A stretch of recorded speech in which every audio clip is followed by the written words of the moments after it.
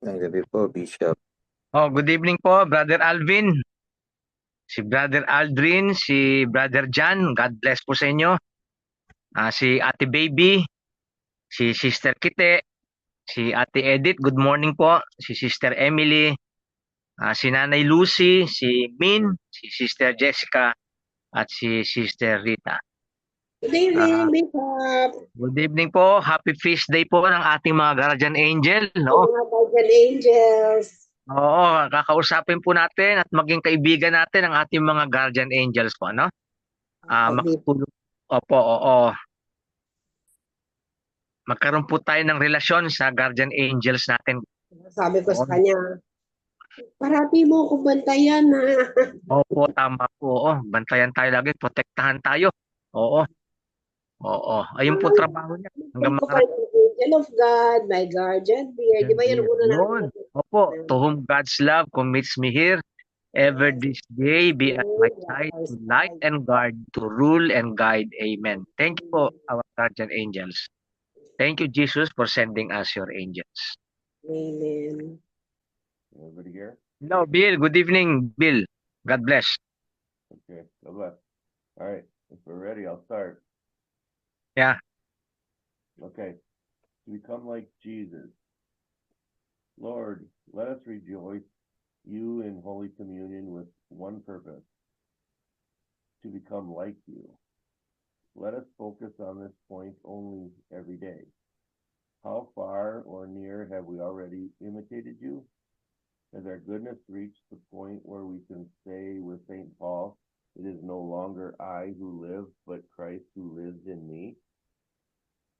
In Holy Communion, it is not we who assimilate and transform you, Jesus, but you who assimilate and transform us into yourself. You live in us and bring your life to our life. It is you now who should live in us, you who should think in us, you who should feel in us, and you who should pray in us. Our Holy Communion should lead to union of mind, of heart, and of will, and of sentiments with you. You call us to this intimacy and give us the grace for it, but continue to grow in the grace and knowledge of our Lord and Savior, Lord Jesus Christ. For this to happen, we must spend time to prepare ourselves before we receive you in the Holy Eucharist. Examine me, O God, and know my mind. Test me and discover my thoughts. Find out if there is any evil in me and guide me in the everlasting way. In Holy Communion, we remain in you and then produce good spiritual fruits. You will know them by their fruits, Jesus. You use the image of the vine and the branches to help us understand the closeness of our relationship with you and the necessity of maintaining it. I am the vine, you are the branches. Whoever remains in me, with me in him, bears fruit in plenty. Our lives are mutually dependent, as close as the vine and its branches. Make your home in me as I make mine in you. As a branch cannot bear fruit by itself, but must remain part of the vine, neither can you unless you remain in me.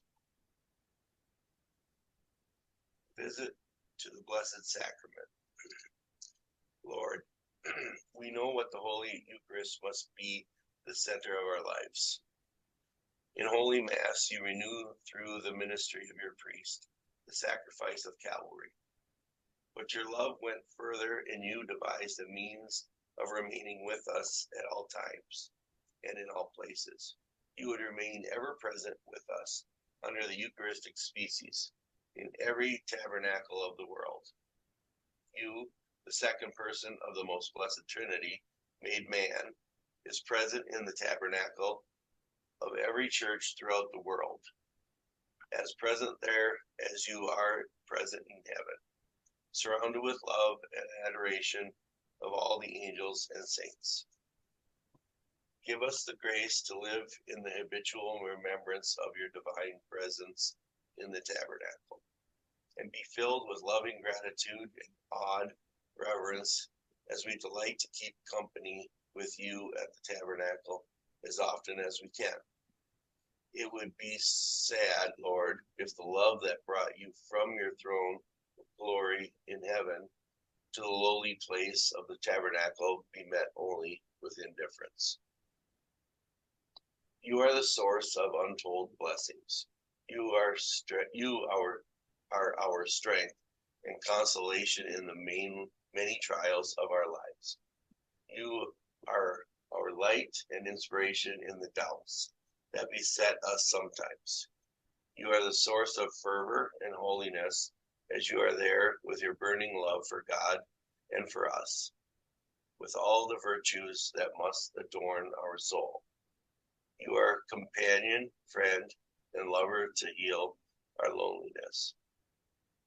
Let our attitude be of confidence and trust in your personal love for us. Let us persevere in our visit, even though dry moments, convinced that your graces are given not to sensible devotion, but to our love and fidelity. Let us be convinced that the moments spent before the Blessed Sacrament are among the most precious of our day. Let our love for you be strong enough as to draw us like a magnet to the Blessed Sacrament.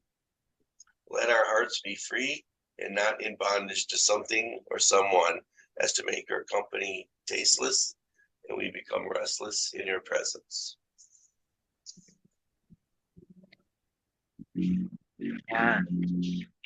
Okay, thank you, Lord, for this Wednesday appointment with you. Thank you for our brother Bill and sister Kitet. Thank you very much. Nice to see you. The Lord's blessing be upon you. Whatever blessings you need today and the following days, we pray to the Lord to grant them to you. In our sharing, this is the goal of our meeting every Wednesday. In the end, that we become like Jesus. As I have shared with you in this sharing, every day we have only one focus: to become like Jesus. The way we think, feel, and pray. Of course, this it all started in baptism. In baptism, aside from our original sin being taken out, we share in the divine life of God. We call that sanctifying grace. God Himself living in us. If we can have that awareness, God living in me because of His grace. And our goal is to share in that divine life. And as we share in that divine life, we become like Jesus. Our aim is to make progress every day. Progress every day. We hear this in Revelation chapter 22, verse 11. He that is just, let him be justified still. And he that is holy, let him be sanctified still. So the Word of God invites us that if we are just, all the more because of His grace, we become more just. If we are holy because of His grace, the call is to become more holy. That's what Revelation 22 verse 11 says. As Saint Augustine says, where there is no progression, there is retrogression. So if we do not progress in our spiritual life, there is retrogression. So he continued, St. Augustine said, as soon as you are content with yourself and think you have done enough, you are lost. In Tagalog, sinasabi sa atin ni San Agustin, kung kontento ka na sa iyong spiritual life at sa palagay mo, yung nagawa mo ay tama na,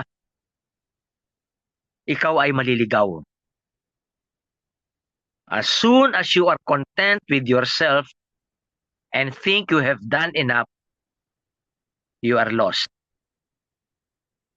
Jesus told us in Matthew 5:48, be perfect as your heavenly Father is perfect. So the call is to progress every day. We should aim at the highest degree of holiness. Highest degree of holiness. We are not minimalists because our tendency is to become minimalist in our relationship with God, in our prayer. As long as we do the minimal, we feel we are contented. But to become like Jesus, we aim at the highest degree of holiness. Jesus himself showed us that many times in the Bible that he prayed the whole night. The awareness of his Father is always with him. It is like a businessman. You seek the highest possible price for your goods. Para ka negosyante. Ang negosyante, gusto niyang mahanap o maibenta ang kanyang mga goods sa pinakamataas na presyo. Ganun din po sa ating spiritual life. Meron tayong effort na ang highest possible na magawa natin na kaya ng ating lakas, ng ating maisipan, ay maibigay natin sa Kanya. So, in our supernatural life, because there are two kinds of lives, the natural life and the supernatural life. The natural life, of course, kumakain tayo, natutulog tayo, nag-exercise tayo, namamasyal tayo, nag-relax tayo. In natural life, of course, we sleep, we eat, we drink, we go out, we relax. That's our natural life. But there is also the supernatural life. It is the life of grace in us, the life of God in us, which must be perfected. It must be perfected. And it is being perfected by pursuing its end. Nararating po natin yung perfection kapag ito ay ating ginagawa at pinupursige hanggang sa wakas. Yung perfection, there are two kinds of perfection. Absolute perfection and relative perfection. In this world, while living on earth, we cannot have absolute perfection. We can only have relative perfection. Now, what does absolute perfection means? Absolute perfection means the actual attainment of that end. We achieve the end of the life of grace in us. We shall only attain this in heaven. In heaven, we shall possess God, and our life will have its complete development. Then we shall be like unto God. As the first letter of John chapter 3 verse 2 says, because we shall see him as he is. That is absolute perfection. We shall see him face to face. forever. However, on this life on earth, our perfection is only relative perfection. Hindi absolute.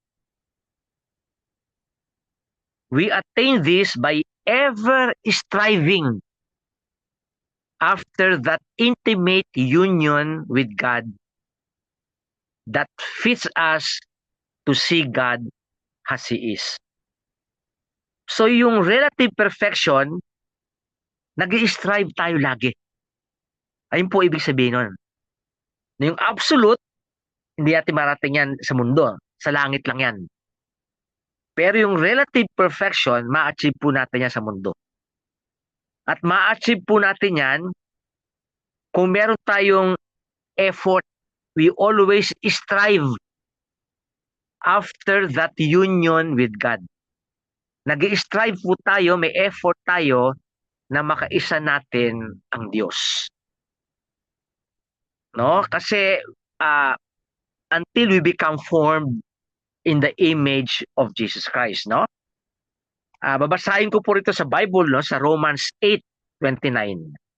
Nakalagay po rito sa Romans 8:29, those whom God had already chosen, pinili tayo ng Diyos when we were baptized, we were chosen. He also set apart to become like His Son. So we were chosen by God in baptism, and then we are set apart, meaning to say, we are called to become like His Son. Thus, the title of this reflection, to become like Jesus, no? Nanay Lucy, ang panawagan po sa atin ni Lord, sa ating mga nakakaedad na, to become like Jesus, no?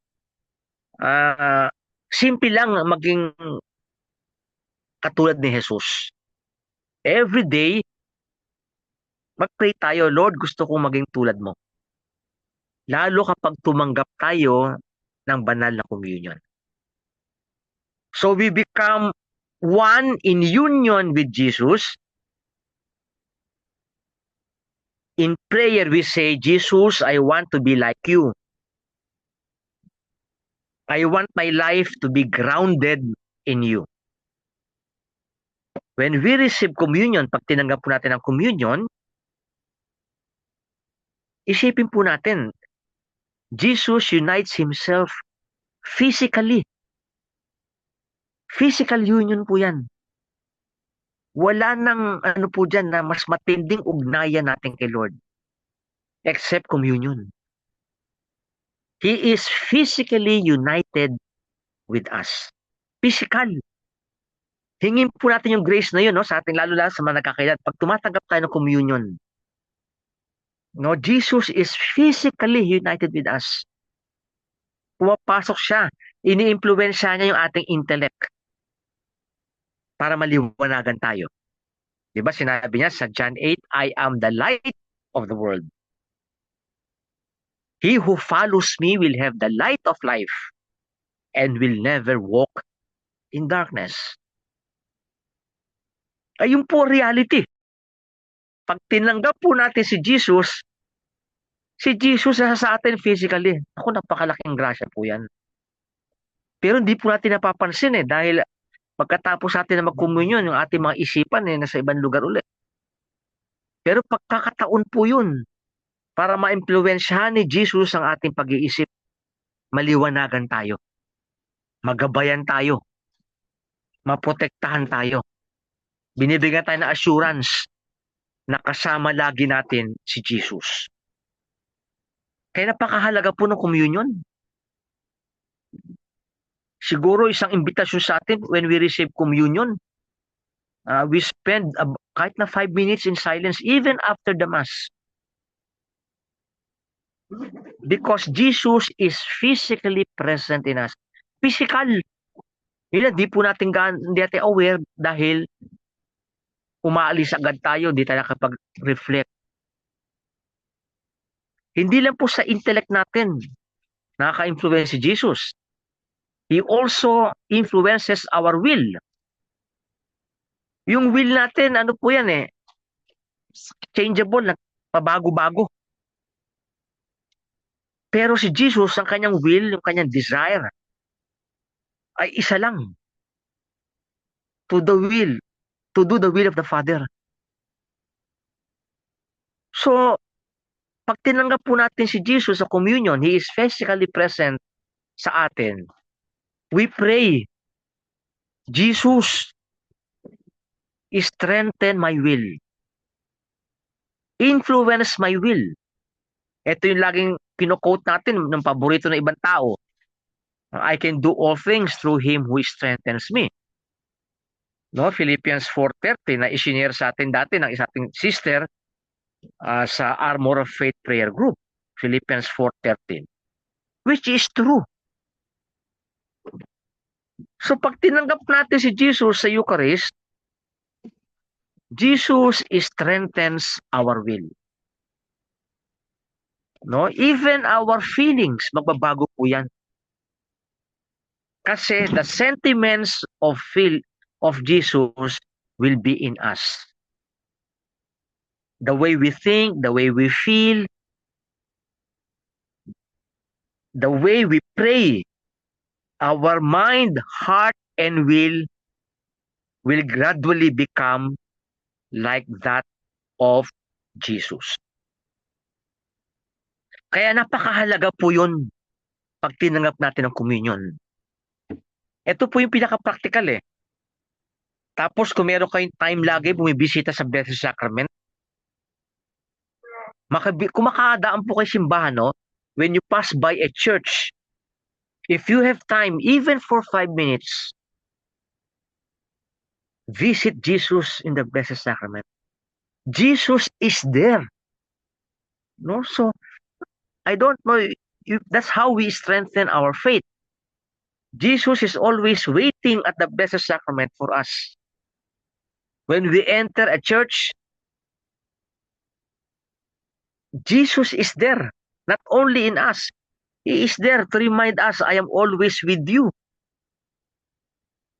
So even if our feelings are not that great, because we live by faith, not by sight. 2 Corinthians 5:7 says, we live by faith, not by feelings. Not by our moods, but by faith. Jesus is there in the Blessed Sacrament. So, for us priests in canon law, we are obliged to visit the Blessed Sacrament every day. No? Because the Eucharist is our Eucharist. Because that is Jesus. We say Mass every day. And for the faithful, you are encouraged to visit the Blessed Sacrament every day, even for 5 minutes. Just say, Jesus, thank you. Jesus, I love you. Jesus, I'm sorry. Nice to see you, Jesus, in the Blessed Sacrament. You are in me, and you are present in the Blessed Sacrament. Maybe we can have that practice. Every time we have a chance to visit a church, or when we are walking or we are driving, and we pass by a church that is open, maybe we can stop for a while, for 3 minutes or 5 minutes, we visit Jesus in the Blessed Sacrament. Until Jesus becomes very part of our lives, and we become like Jesus. Relative perfection. We always strive after union with Jesus. Ganun po, nanay, no? Sa ating nakakaedad, no? Nasa parang huling yugto na tayo ng ating buhay, we always strive. Nagpupursige tayo na makaugnayan natin si Jesus sa ating buhay. At ang pinaka-konkreto nito, maliban sa ating panalangin, ay tanggapin natin si Jesus sa Holy Eucharist at bisitahin natin siya sa Blessed Sacrament. No, ayun po yung practical application nito. that we receive Jesus in the Eucharist, full of faith, conscious of His divine presence. There, the awareness of the life of God in us will become manifest in our lives. The way to follow, aside from receiving Jesus in the Eucharist and visiting Him in the Blessed Sacrament, it is the way of renunciation. Renunciation, ibig sabihin, ating inaalis, tayo ay nag-i-struggle, tayo ay lumalaban sa ating evil inclination. Kasi nung tayo bininyagan, our original sin was taken out, but our inclination to evil is not taken out. There we struggle para magkaroon tayo ng virtues, para maging saints tayo. We struggle against our evil inclination, no? Yung ating mga masasamang ugali, pinagalabanan po natin yan. No? At nabigyan tayo ng lakas through Holy Communion, no? Yung ating kagustuhan ng ating will, we subject our will to the will of God. As I am sharing, if you want to share, no, or you have any question, just come in, no? So I'll just continue sharing unless you have sharing and you have questions, no? So yung renunciation, yung ating pagtalikod sa mga ating vices, our effort to turn our back against vices and towards virtues, we renounce our selfish self in order to possess God.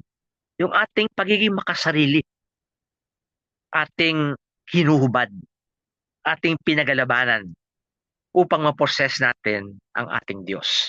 Ayun po nagagawa ng communion tsaka visit sa Blessed Sacrament, no? The way of renunciation. Kaya ang end ng renunciation natin is union with God. We live the life of Christ. By His grace, by His power, we get from receiving Jesus in the Holy Eucharist and visiting Him in the Blessed Sacrament. Sinabi ni St. Paul sa Galatians 2, verses 19 to 20, I have been crucified with Christ, and it is no longer I who live, but it is Christ who lives in me. And the life I now live in the flesh, I live by faith in the Son of God, who loved me and gave Himself for me. What St. Paul is telling us is, we crucify our selfish self.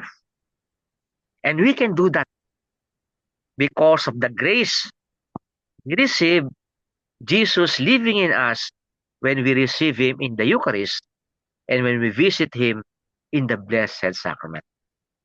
We crucify our selfish self. Okay, at Sister Emily, may Yes. question po.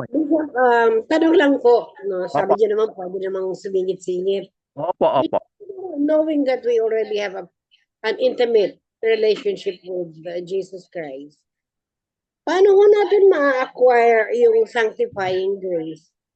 Kung alam naman natin yung mundo magulo, Opo. daming problema, daming pains, daming tribulations. Opo. Parang ang hirap pumasok sa sanctification ng o yung sanctifying grace. Parang ang hirap pa-achieve. Opo. Yung sanctifying grace po, ang ibig sabihin po ng sanctifying grace, the life of God in us. As long as we do not have mortal sin, meron tayong sanctifying grace. When we have mortal sin, we lose our sanctifying grace. Kaya we go to confession. But if we have venial sins, we do not lose our sanctifying grace. If we commit, for example, We get angry easily. Now, that is venial sin. Or we say, for example, bad words. That's venial sin. Of course, we try to limit our venial sin. Or if we cheat someone, maybe in small things, that is venial sin. If we don't go to mass, of course, that is a grave sin, no? But maybe because of we have particular reasons, it might become a venial sin. But missing a mass is a mortal sin, no? Because that is against the first commandment, no? Pero but people do not know that, no? Many Catholics do not know that, no? That missing the mass is a grave sin. That's why we So, need to. para din siya pag hindi ka nakapagsimba, mortal sin yun. Opo, pag kasi for sin to become mortal, three things, no? It's a grave matter. So grave matter ang hindi makapagsimba. Pangalawa, full consent. Gusto natin, ayoko magsimba. Ikatlo, full knowledge na alam mo na ayaw ni Lord yun, ayaw mo pa rin magsimba. That becomes mortal sin. Pero kung may mga dahilan ka, kung may sakit ka, of course, hindi kasalanan yan, no? O nag-aalaga ka na may sakit. Hindi ka nakapagsimba dahil nag-aalaga ka na may sakit, no? O kung di may sakit ka na, mahina ka na, hindi ka na makapagsimba. hindi na kasalanan yon. No, halimbawa, ako kunyari lang, matandang-matanda na ako, hindi ko na kaya magmisa. Hindi na kasalanan yon. O kunyari kayo, Ate Emily o si Nanay Lucy, hindi makapagsimba dahil mahina katawan nung Sunday na yon. O mahina katawan, hindi kasalanan yon. Mag-pray ka lang siguro isang Our Father, isang Hail Mary, isang Glory Be. Parang substitute mo na. Na ito, ang sinasabi ko pong kasalanan, yung ikaw lakas-lakas mo, marami kang oras, hindi mo pinaprioritize si Lord. Ayun po ibig ko sabihin. Pero sa mga may sakit, may karamdaman, sa mga nag-aalaga, alam ba, nag-aalaga kay nanay, kunyari lang, no? Hindi siya nakapagsimba. Ano po yun, hindi po kasalanan yun. Pero kung may mga ibang araw, may pagkakataon siya makapagsimba, di magsimba ng ibang araw. O si nanay, tanggap na ng communion, tumawag sa parokya, bigyan siya ng communion dahil hindi siya makapunta. No, dahil mahina siya nung linggong yun, no? Oo. Ayun po. So, yung sanctifying grace po, Sister Emily, we do not lose that if we do not have mortal sin. No, di ba, pumatay ka ng tao. That is mortal sin, no? Sa atin yun, Bishop, no? Opo, Permanent sa atin. basta wala pong mortal sin. Pero kung may mortal sin tayo, nawawala po yung sanctifying grace. That's why we go to confession. Oo. So yung Espiritu Santo, ang Diyos, nawawala sa atin kapag may mortal sin tayo. So iba ang turo ng mga Protestants at saka mga born again, that we do not lose God or God lives us. Because that's what they call, ayun ang tinuturo ng mga Protestante at born again, once saved, always saved. Pag niligtas ka, if the Lord saves you at one moment in your time, you are saved forever. But that is not true. That is a wrong teaching. That is a demonic teaching. That is why the saints say many go to hell because of that teaching. That God does not leave them anymore if they have mortal sin. No, that is a demonic, that is not a biblical teaching of some Protestants and born again, that they are already saved forever. No. If you commit mortal sin, you will not be saved. You will lose your salvation. Kaya nga, namatay na si Father, nakalimutan ko sinong paring yun. He says, before you sleep, you say always the act of contrition. Lord have mercy, Lord have mercy, Christ have mercy. Before you sleep. Because you might not wake up anymore. Yeah. So, if every time before we sleep or we are aware of our sins, say, Lord, I'm sorry, Lord, I'm sorry. Even repeatedly. Kanina may tumawag sa akin, no? Lagi siya nangungumpisa, lagi siya nakakasala. Sabi ko yung mga venial sin, we cannot avoid that completely, no? So even the saints, they commit also venial sin, no? But mortal sin, we avoid that. But if we commit mortal sin, we go to confession. So even that's why Saint Padre Pio would advise us to go to confession once a week. Mga ibang advice nila once a month. Oo. In our seminary, the advice is always once a week. Because the confession is, ano yan eh, it's like dusting off. Even if the house, we do not use the house, it gathers dust, maybe venial sin. Of course, we are only obliged to go to confession if we have mortal sin. That's why the church says you go to confession at least once a year during Holy Week and Easter. That is the only obligation of the Catholic Church.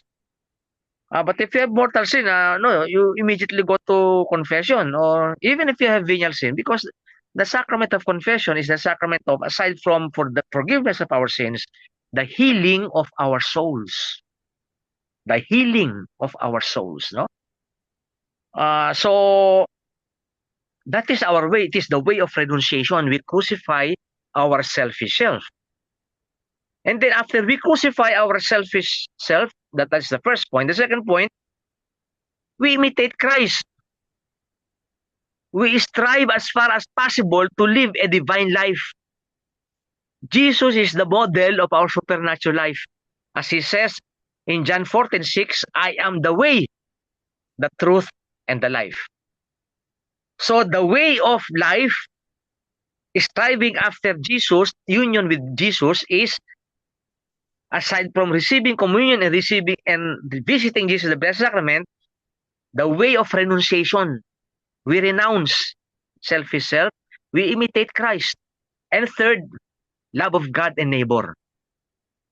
Love is the fulfilling of the law. Romans 13 verse 10. Love is the fulfilling of the law. We love our spouses. You remember the story of Jesus in the Gospel of Mark when he exorcised the man with legion of devils in his soul, in his body. And the man, after Jesus exorcised him, wanted to follow Jesus, to be with Jesus. But Jesus said, no, go back to your family and tell them how much God has done to you and how much merciful God has been to you. In our family, in our spouses, in our children, in our kasambahay, in our servants, in our relatives, in our neighbors. In our neighbors, that's how we practice our love of God and neighbor. Love is the fulfilling of the law. Romans 13:10. There are so many laws and precepts. But if you love, that is the fulfillment of the law. One way to love our family members, you pray for them every day. I always pray for my brothers and sisters every day. That's how I show my love for them. I pray for them every day. Also for you, you pray for your kasambahay, for your household. Pray for them every day. That is an act of love. And love is the fulfilling of the law. It is the bond of perfection. Love is the bond of perfection. You get perfected, you become like Jesus when you love. St. Paul says in Colossians chapter 3, verse 14, all over all these virtues, because St. Paul was talking about different kinds of virtues. Above all these virtues, put on love, which binds them all together in perfect unity. So love is the bonding. Love is the bonding of all virtues. So concretely, we become like Jesus when we start loving our neighbors. And our nearest neighbors, our families. Or even ourselves. We love ourselves rightly. No? How do we love ourselves? Huh? We love ourselves by submitting our will to God. No? That's why when St. Augustine was asked how holiness of life must be attained. St. Augustine answered, love God and do as you will. Meaning to say, when we do nothing that displeases Him. Hindi tayo gumagawa ng mga bagay na nakakasakit sa ating Diyos. St. Thomas Aquinas defines holiness as the fervent surrender of oneself to God. Siguro everyday, no? Pagkagising natin, Panginoon, sinusuko ko ang aking sarili sa iyo. That is a beautiful prayer. That is a beautiful morning prayer. When we wake up, we tell God, we tell Jesus, Jesus, I surrender to you myself today. And then you do all our spiritual exercises in union with Jesus. So the whole day, our spiritual exercises, we pray the Rosary, Divine Mercy Chaplet, we read the Bible, we read spiritual books, we go to YouTube about spiritual things. We all do this in union with Jesus. Because Jesus dwells in us, we become partakers of His divine life. We find that in 2 Peter 1:4. We share in the divine nature of God. And we do this every day until we become like Jesus. Of course, we do not attain that perfectly on earth. We will only attain that perfectly in heaven, where we shall see Jesus face to face. So Jesus is within us. I always emphasize that when we receive Jesus is within us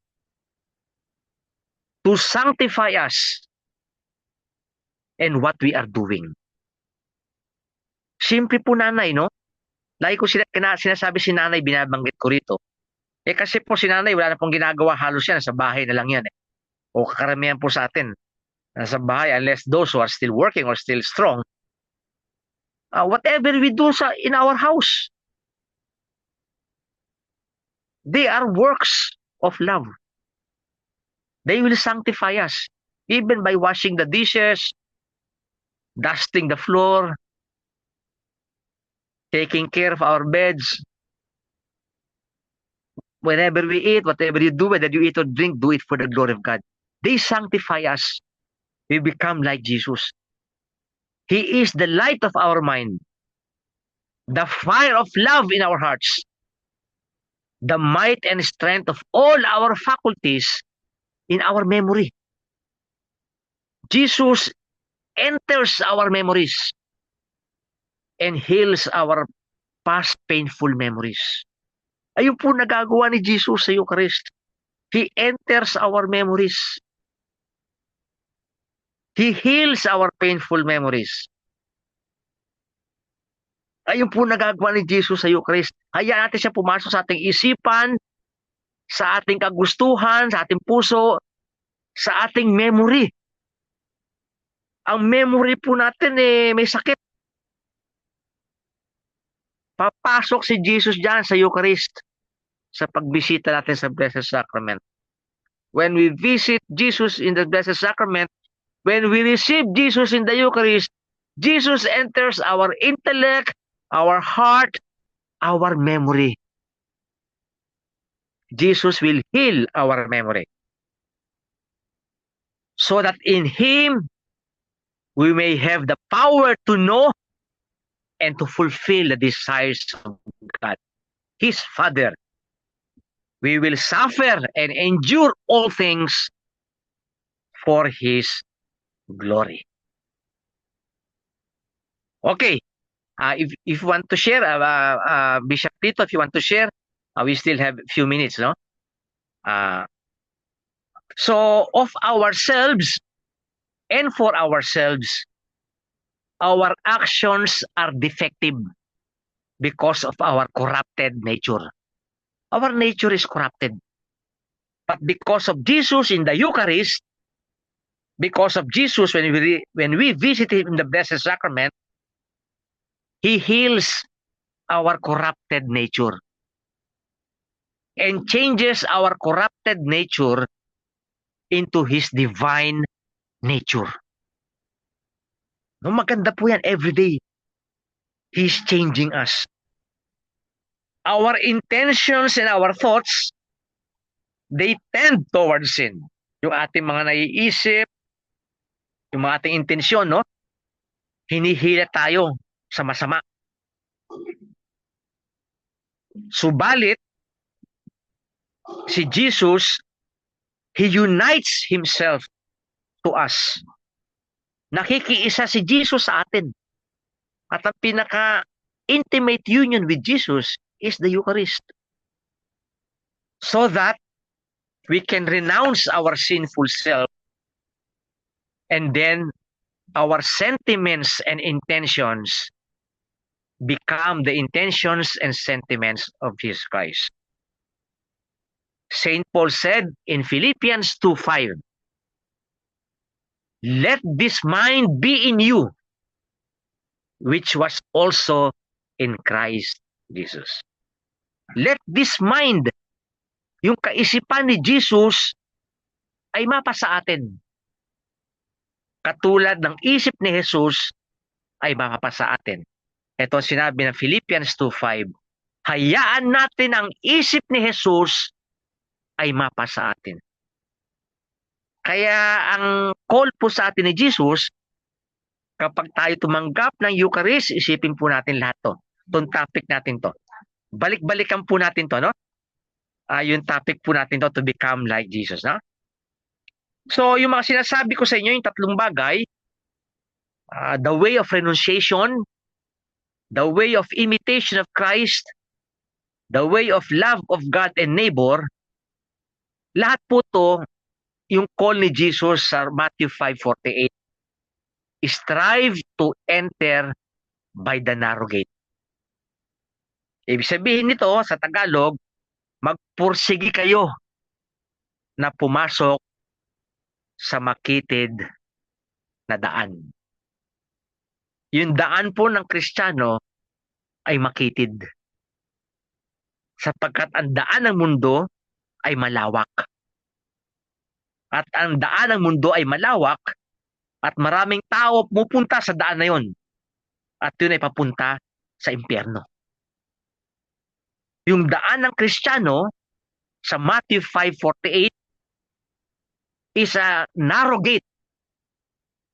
It is a narrow gate that leads to Jesus, that leads to eternal life. Jesus, I ask for that blessing, for that grace, that whenever we receive you, Jesus, in the Holy Eucharist, and give us the grace to visit you whenever we have time, even for 3 minutes to 5 minutes, to visit you in the Blessed Sacrament. As we follow the way of renunciation, of selfish self, the way of imitation of you, and the way of love of God and neighbor, we enter the narrow gate of eternal life. All this in Jesus' name. Amen. Itinataas ko, Panginoon, si Brother Alvin sa panalangin na ito, si Brother Aldrin, si Brother John, si Ate Baby, Sister Kite, and Brother Bill, Ate Edith, Ate Emily, si Nanay Lucy, si Min, Sister Jessica, si Sister Rita, si Sister Vicky, ang Armor of Faith Prayer Group, ang San Martin de Porres Church, at ang Christ Family Prayer Group, at ang lahat na manunood at makikinig sa YouTube channel na ito, Lord, that we all become like you. We all become like Jesus. The Lord be with you and with your spirit. May Almighty God bless you with every blessing of heaven and earth, in the name of the Father, and of the Son, and of the Holy Spirit. Amen. Amen. God bless po, ha? Oo, balik-balikan niyo po ito yung topic na to, ha? To become like Jesus, ha? To become like Jesus, na?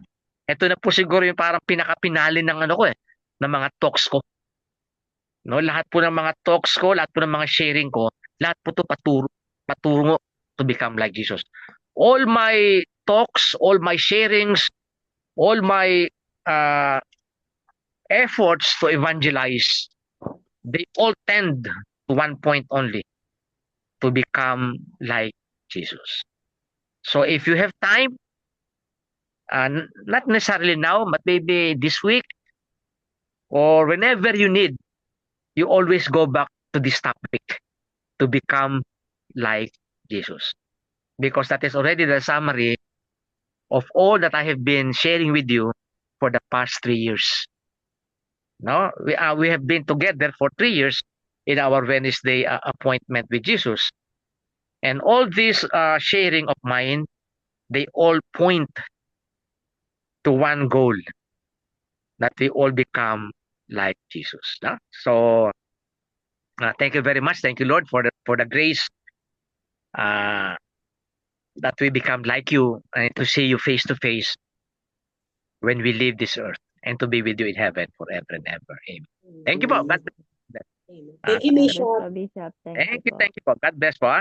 Thank you, God God bless. bless. Salamat God po. bless po. Okay po, God bless po, ha? God bless.